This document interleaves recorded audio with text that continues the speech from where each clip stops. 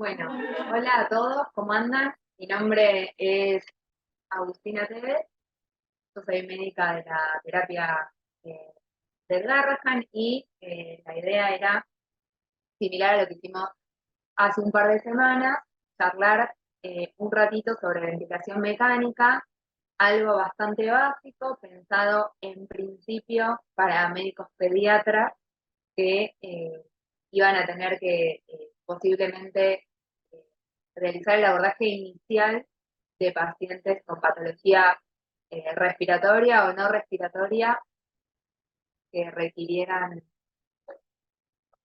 A ver, ahí se escucha, que me estaban diciendo que no se escuchaba. Bueno, nada, como les decía, la idea de estas tres charlas, que ya dimos una hace un par de semanas, era hablar un poquito de lo básico de asistencia respiratoria mecánica, pensado en médicos pediatras que por algún motivo tuvieran que asistir a un paciente que necesite ventilación mecánica. La idea era, en la primera clase vimos un poco de ARM básico y en las que seguían íbamos a dividirlo en restrictivo y obstructivo, que son las dos grandes divisiones de patología respiratoria, para ir charlando un poco de cómo podemos hacer el abordaje de estos pacientes. Para hablar de patología restrictiva, la gran patología que tenemos como restrictiva en nuestros pacientes es el distrés respiratorio. Hay una, hay una guía importante de, de distrés respiratorio que conocemos todos los médicos que hacemos terapia intensiva, que son las guías PALIC 2, que son guías de este año y que realizan recomendaciones de lo que tenemos y de lo que no tenemos que hacer respecto al distrés respiratorio. Eh, Como definición, el distrés respiratorio es un síndrome clínico secundario a una lesión pulmonar aguda que puede ser de origen pulmonar o extrapulmonar y que va a generar un daño en la membrana alveolo-capilar con el consiguiente aumento de su permeabilidad, con edema pulmonar inflamatorio no cardíaco. O sea que en esta definición vemos que el daño que se provoca en los pulmones puede ser de origen pulmonar, sería por ejemplo una neumonía, o extrapulmonar, como podría ser, por ejemplo, en el contexto de una sepsis. Y a partir de ahí se produce el daño en la membrana alveolo-capilar. El distrés respiratorio, la principal característica es que cursa con hipoxemia. Puede o no cursar también con alteraciones del AC2, pero lo principal que podemos ver es que cursa con hipoxemia. Como estos pacientes van a tener hipoxemia, seguramente van a necesitar algún dispositivo para generar oxígeno y presión positiva en su vía respiratoria. Los distrés un poquito más graves suelen requerir ventilación invasiva, pero puede ocurrir que en algún momento del camino del distrés de este paciente necesiten ventilación no invasiva. Y para categorizar la gravedad de estos pacientes, tenemos en estas guías, no desde las anteriores, que son las primeras pediátricas que tenemos, usamos la SAFI y la PAFI, que son relaciones que hacemos entre la presión arterial de oxígeno y la FIO de nuestros pacientes, o la saturación arterial, que es la saturación y la FIO. Y de acuerdo a esto categorizamos según su gravedad. A su vez, como no nos alcanza solo con la SAFI y la PAFI para categorizar a los pacientes, existe un índice que se llama índice de oxigenación, que es este IO, ¿sí? Índice de oxigenación, que además de valorar la presión arterial de oxígeno y la FIO, pone en contexto la presión que necesita en el respirador, ¿sí? Que se llama la presión media de la vía aérea. Entonces, teniendo en cuenta estos índices, ¿sí? Vamos a dividir a los pacientes en distrés leve, moderado. El índice de oxigenación se calcula entonces con la presión media de la vía aérea por la, la fracción inspirada de oxígeno dividido la presión arterial de oxígeno. Y si bien la presión la presión media de la vía aérea, hay algunos respiradores que ya lo ponen como un parámetro medido, hay otros que no, y cuando no lo ponen como un parámetro medido, es que tenemos que calcularlo a través de esta fórmula que está acá, que es la presión pico por el TI, eh, acá me quedó al revés, por la presión expiratoria, por la PIP, por el TE, dividido el tiempo total. Y entonces, la PAU, cuando no me la mide el respirador, la puedo calcular como el pico por TI más pi por TE dividido el tiempo total. Y entonces, mi idea era, en esta instancia, que pensemos entre todos, dos pacientes, dos pacientes que van a tener estos settings. El paciente 1 está ventilado por volumen, está ventilado con un volumen de 100 mililitros, con eso levanta una pico de 38, tiene una PIP de 15, una frecuencia respiratoria de 20, un TI de 0,7 y una FIO de 0,7, y después de que lo ventilamos, le hacemos un gas, y este es el primer gas que tiene, y otro paciente que tiene este otro setting, está ventilado con 60 mililitros, levanta 32 de pico, tiene 6 de PIP, 26 de frecuencia, 0,7 de TI, 0,5 de FIO, y tiene este otro gas, para que podamos calcular la PAFI y el índice de oxigenación y veamos cuál está peor, cuál está mejor y, eh, y qué categoría de distrés tiene. ¿Les parece? A ver si lo podemos calcular.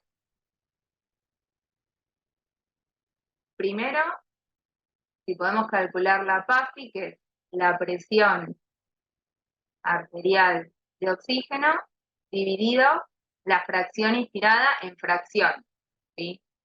En este caso es 110 dividido 0,7.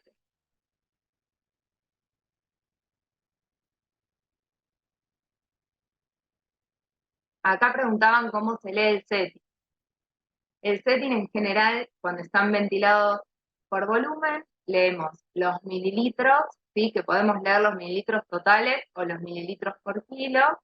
Decimos con esos mililitros, que son los que yo seteo, cuánta presión va a levantar ese respirador, o sea que en este caso sería que está ventilado con 100 y levanta 38 de pico, y después el orden es la PIP, que es 15, la frecuencia 20, 0,7 y 0,7. O sea que yo lo diría, este paciente está ventilado con 100 mililitros, levanta 38 de pico, 15, 20, 0,7 y 0,7.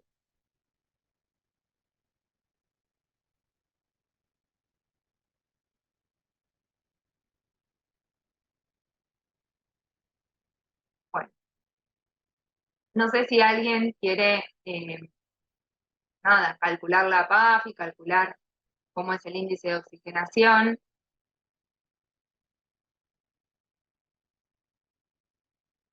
Yo, de todas maneras, habíamos repasado acá que es leve entre 4 y 8, moderado entre 8 y 16 y severo más de 16. ¿Sí? Entonces, sí, acá yo cuando lo hice me quedó mal, pero la PAFI es la presión arterial de oxígeno, que sería 110 en el paciente 1, dividido la FIO, que es 0,7. Entonces, si uno hace 100 dividido 0,7, nos da la cuenta que es 157. Y si en el segundo caso es 68 dividido 0,5 y nos da 136. Si quieren probar, a ver si les sale igual que a mí. Y para el índice de oxigenación, yo acá les calculé la PAU, como si el respirador ya se las diera. Entonces es la PAU, ¿sí? Que en este caso es 20, como si el respirador ya lo diera, por 70 dividido 110, que da 12, y en este otro caso da 10, ¿sí?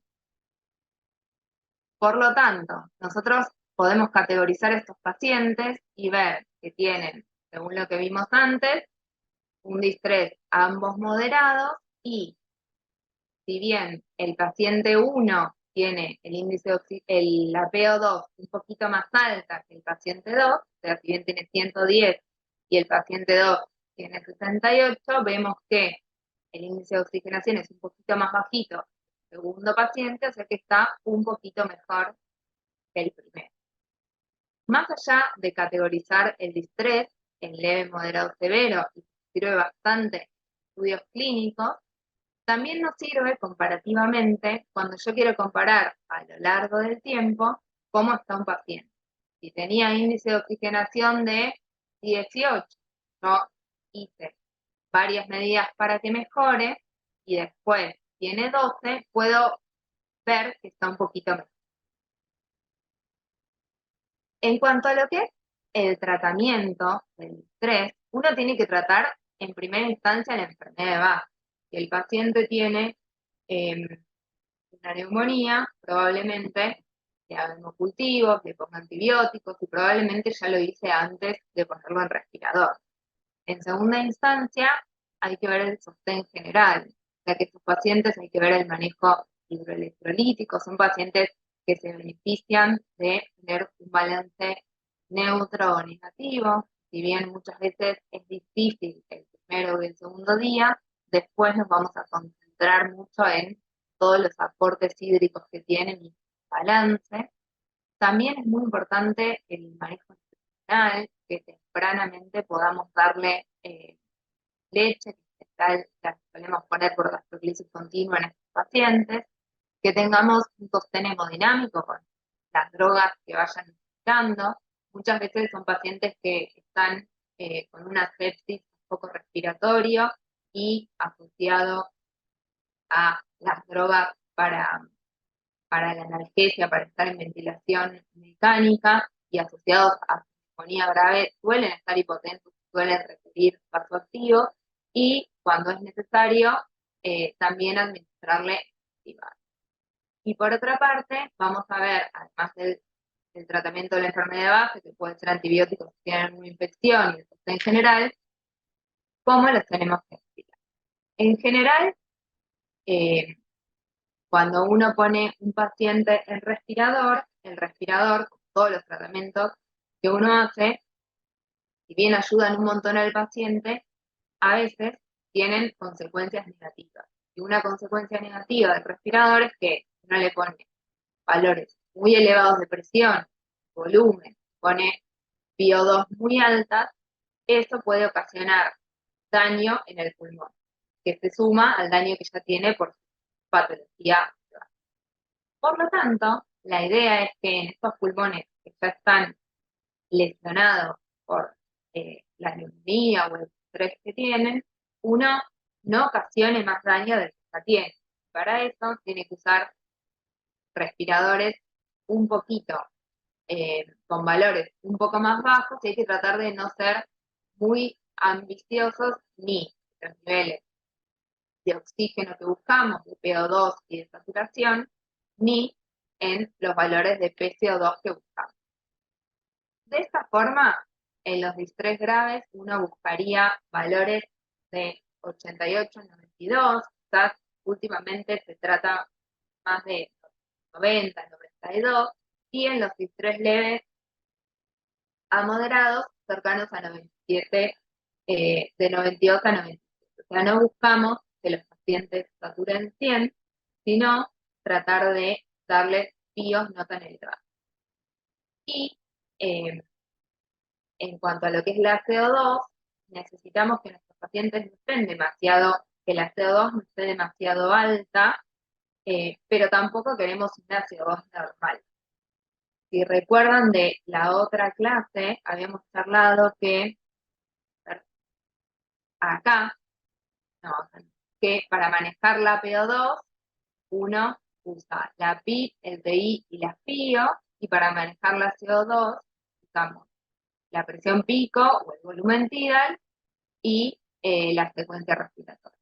Con lo cual, si yo quiero que la CO2 esté más bajita, le voy a tener que poner o más pico o más volumen tidal o más frecuencia respiratoria. Pero acordémonos que tanto el pico como el volumen tidal pueden lastimar el pulmón. Entonces, no vamos a ser tan ambiciosos, no vamos a pretender que tenga una CO2 muy baja, sino que nos vamos a conformar con valores que nos permitan tener un pH mayor a 720 siempre y cuando la estabilidad hemodinámica del paciente lo permita.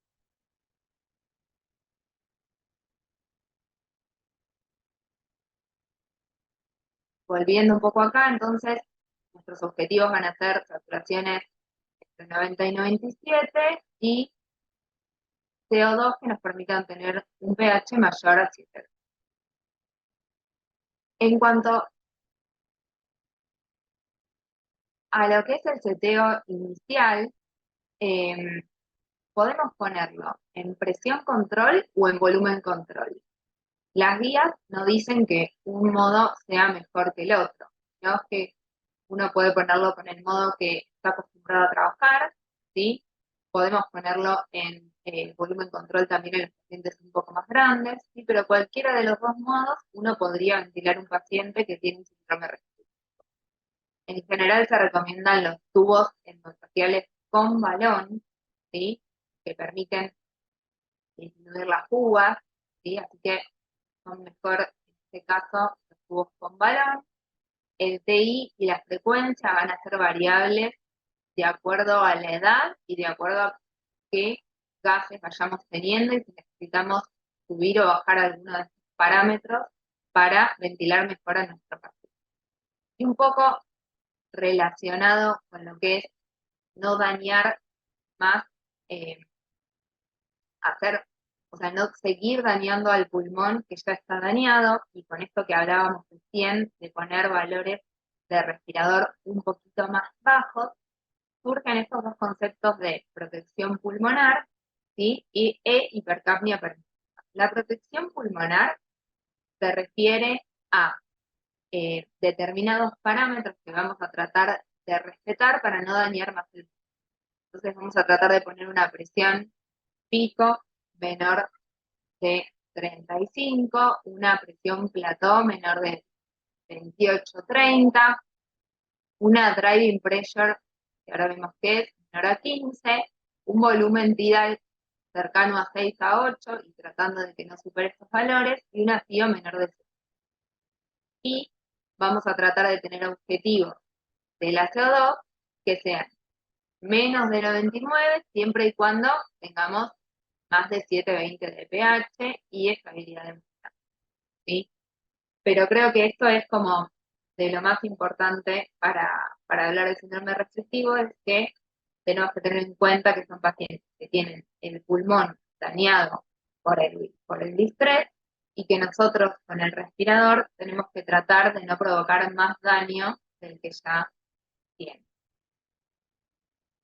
Bueno, y hay casos en los cuales los pacientes, a pesar de que uno puso estos parámetros, ¿sí? Puso volúmenes bajitos, con la PIP acá no aparece porque uno puede poner valores un poquito más altos de PIP como para estabilizar los alvéolos y darle un poco más de volumen pulmonar, pero a pesar de eso, el paciente tiene una saturación baja, una CO2 alta, ¿sí? Principalmente necesitamos subirle la FIO y que no es lo que en principio queremos. En este contexto existen maniobras que se llaman de reclutamiento alveolar, ¿sí? Que tienden a que uno pueda eh, lograr un volumen pulmonar óptimo y mejorar la distribución de aire en los pulmones, que son la titulación de PIP y el decúbito. La titulación de PIP se refiere a ir aumentando de a poquito la PIP, ¿sí? que hay distintas maneras de hacerlo, pero con el objetivo de lograr un volumen pulmonar óptimo en el cual es más efectivo el intercambio gaseoso. Y el decúbito prano también es otra estrategia, que es los pacientes normalmente en la terapia los tenemos boca arriba, ponerlos boca abajo, y eso mejora cómo se distribuye el aire en los pulmones, y de esta manera genera que mejore la relación BQ, y de esta forma mejoramos bastantes ocasiones la oxígeno. Acá este es un gráfico donde que está sacado de las guías que había mostrado al principio, ¿sí? Y eh, tiene una parte que habla sobre el manejo no invasivo y otra parte que habla sobre el manejo invasivo. Y como ven, hay varias cosas de las que ya hablamos. Manejo de los fluidos, tener objetivos de saturación menores a 97, ¿sí? Principalmente en todo momento, entre 92 y 97, y cuando el paciente está un poquito más grave y necesita más presiones, por ahí podemos permitir tener valores un poquito menores de saturación para no tener que subir tanto la. Eh, Van poniendo distintos niveles de soporte ventilatorio, como la CAFO, la ventilación no invasiva y luego la intubación, y tienen los parámetros estos que hablamos de la protección pulmonar, que son una presión plató menor de 28, el volumen entre 6 y 8, ¿sí? Y la PIB, que va a variar según cómo está distribuido el aire en este pulmón y qué es lo que al paciente lo ayuda.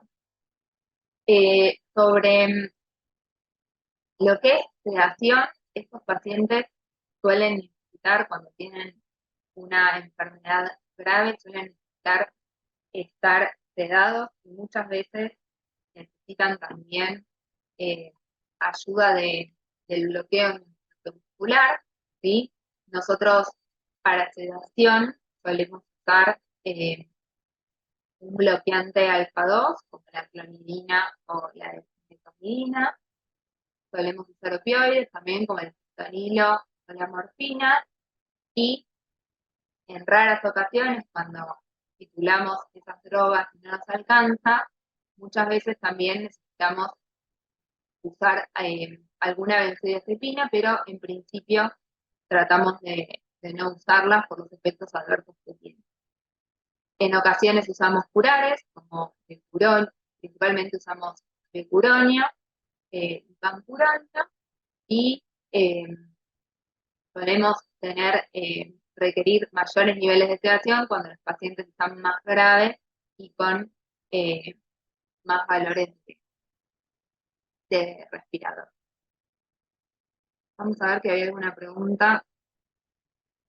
Acá Pame les puso las fórmulas bien de la PAFI y del índice de oxigenación. Y había otra pregunta de si la charla va a ser editada y puesta en el canal de YouTube, que nada, que después se va a editar, se va a poner.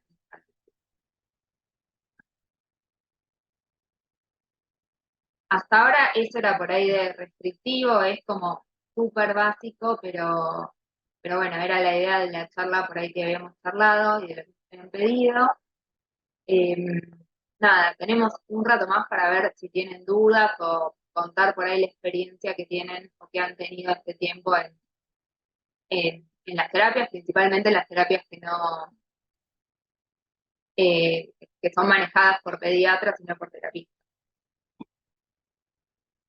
Bueno, nada, si no hay ninguna pregunta ni nada, damos por finalizada la charla y vemos la semana que viene que vamos a hablar de obstructivo, encarado principalmente en asma, y por ahí después vamos a hacer algún caso clínico.